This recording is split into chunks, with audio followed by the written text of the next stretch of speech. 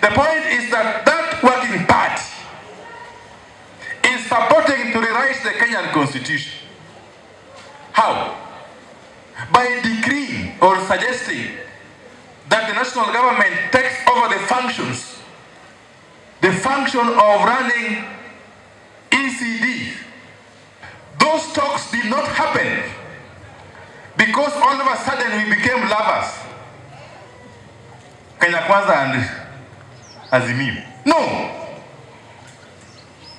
Those talks were initiated to restore calm and order in the country. Because otherwise the country was teetering on the precipice.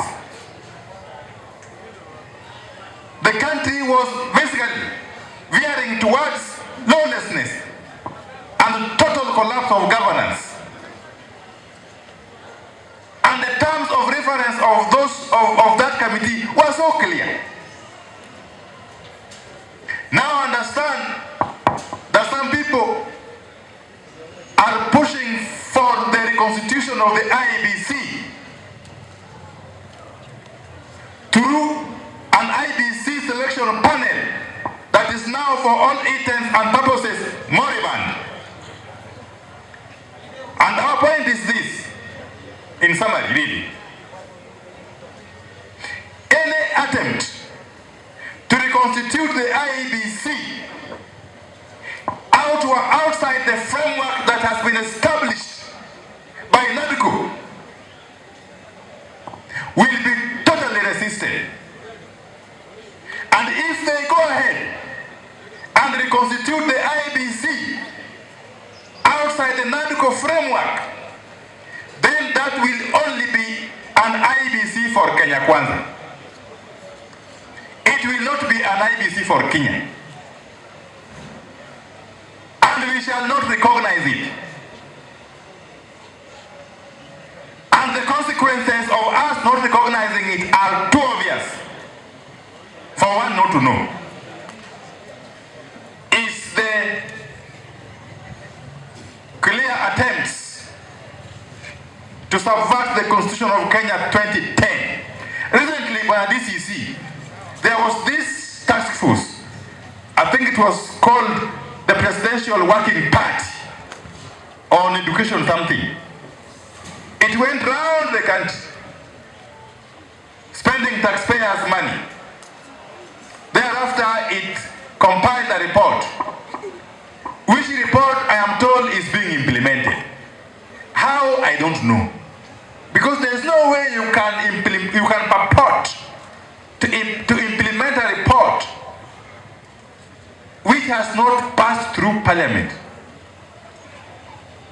So first and foremost, that report, if it is to see the light of the day, must be brought to Parliament to be interrogated and to be either given a note of approval with or without amendments, or be rejected. But that is beside the point. The point is that that working party is purporting to rewrite the Kenyan Constitution. How? By decreeing or suggesting that the national government takes over the function of running ECD is really to try to amend the Constitution through the back door. Because in our Constitution, under Schedule 4, the functions of the two levels of government are clearly indicated. And there are clear mechanisms of transferring functions between governments or between levels of government. Those mechanisms don't include a working party. So let me caution that the function of managing ECDs must remain with the county governments. National government has got no business meddling in the affairs of running ECDs. And any other recommendation that they have made in that report that goes contrary to the Constitution must be rejected. But above all, that report cannot be implemented without getting the nod of the House. or the houses of parliament. That's just one. Two, and this I'm repeating because I said it when I was at Sigombe Secondary School. You know, I was a member of the National Dialogue Committee, NADCO. A committee that was constituted following very vicious clashes on the streets of Kenya, in all our major urban centers. Clashes that were revolving around the matter of the high cost of living, principally, but also arising from the disputes about the 2022 elections.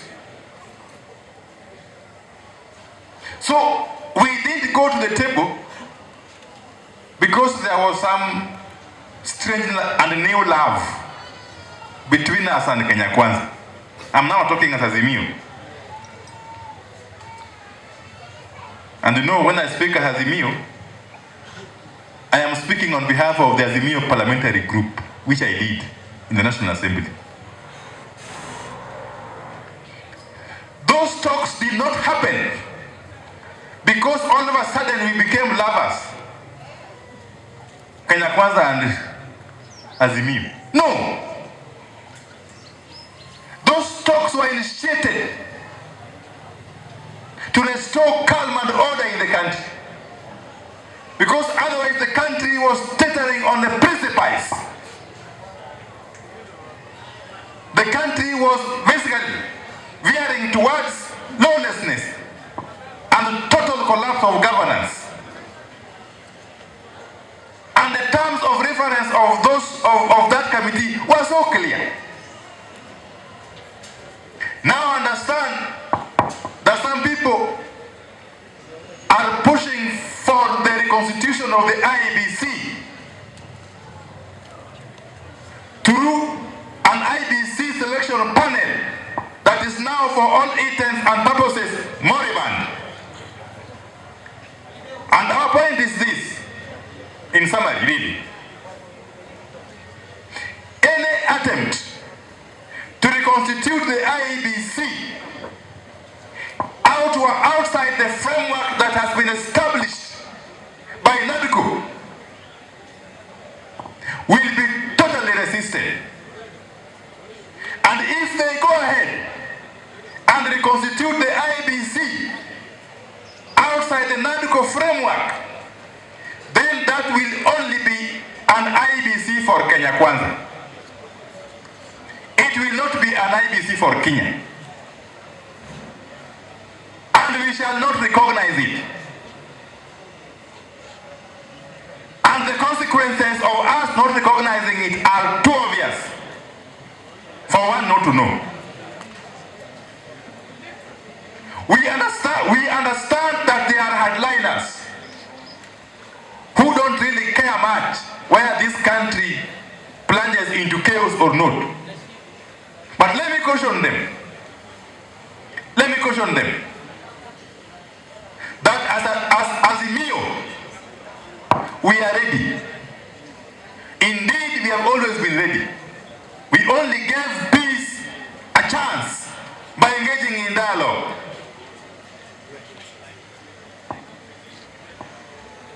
If you proceed to reconstitute the IEBC outside NADCO, that will be the end of NADCO and anything else to do with it,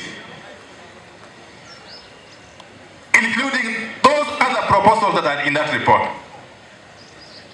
Then we shall be back to square one, and nature shall take its course. So anybody who means well for this country must be careful,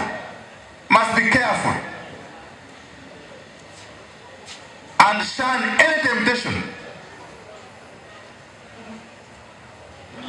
to re-establish the IEBC outside the NADCO process. As a matter of fact, Parliament is reconvening next week on Tuesday 13th. We expect that the NADCO report is going to form or to be the priority agenda for the two houses of parliament. Secondly, and finally on that issue, the IEBC Secretariat should stop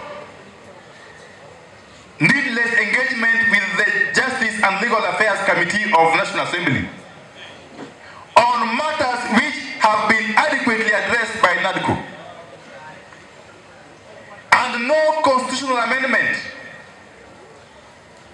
will see the light of the day in Parliament unless there are those amendments that have been recommended by NADCO. And again, the IEBC Secretariat must be reminded that the courts have pronounced themselves on this matter many times. An independent commission is only fully constituted if it has got commissioners. As things stand, the IEBC is not constituted legally and constitutionally. So the Secretariat of IEBC should stop wasting their time purporting to seek advisory opinion from the Attorney General on whether they can proceed and supervise elections and by-elections or not. That is impossible. Let them hold their horses and wait for the reconstitution of the IEBC through the NADCO roadmap. Kwa timba kali za Afrika, DAB Radio ndio mpango mzima.